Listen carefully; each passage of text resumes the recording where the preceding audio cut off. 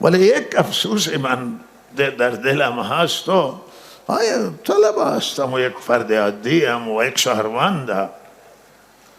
ولی افسوس من اینه که کاش که این سران دنیا، امریکایی ها و سایر این بلاد، چین، روسیه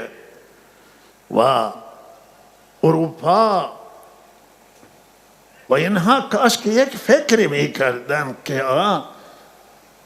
خاورمیانه که یکی از مراکز بزرگ تجاری است و از شهرگاه‌های حیاتی دنیا است و در اقتصاد همه دنیا و ملت تاثیر داره. کاش که یک صلح کامل اینجا می‌آمد، یک صلح که دیگه خاورمیانه کلا جنگ از اینجا بلند بشه بره و این یک صلح فراگیره که منافع همه تامین بشه، اختلاف همه حل بشن، هم اختلاف هم حق و حقوق فلسطینیان به اونها داده بشه و بین فلسطین و اسرائیل مصالحه بشه، صلح عادلانه، حق به حق در برسه. بالاخره نه اسرائیل به خاک اسلامی و سرزمین اسلامی تمام نکنه، به جای خودش به سرزمین خودش باشه، فلسطینیان به سرزمین خودشون بالاخره استقلال داشته باشند. بالاخره تمام این منافع همه این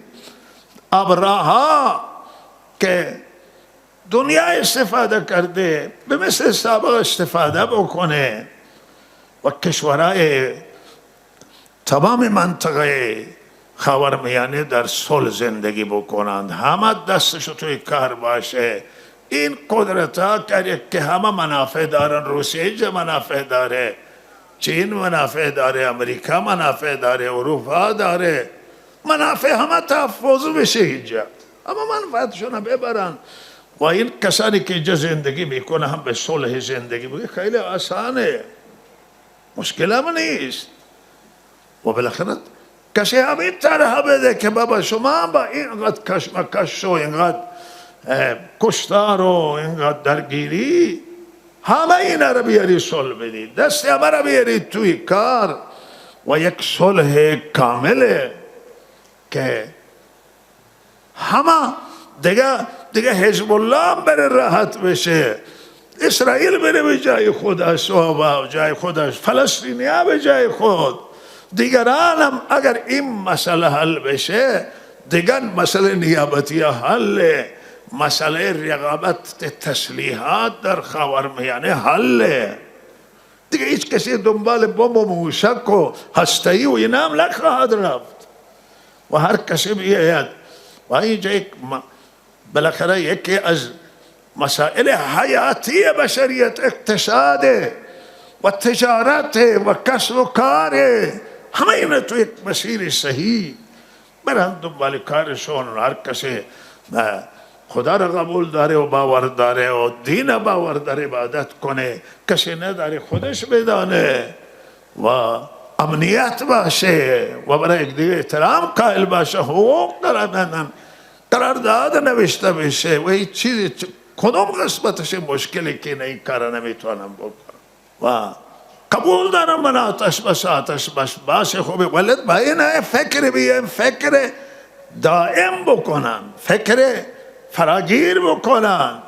فکر اساسی بکنن. تو این جریان مشکلاتی نیست، بنبستی نیست که بنبستگیر بکنن،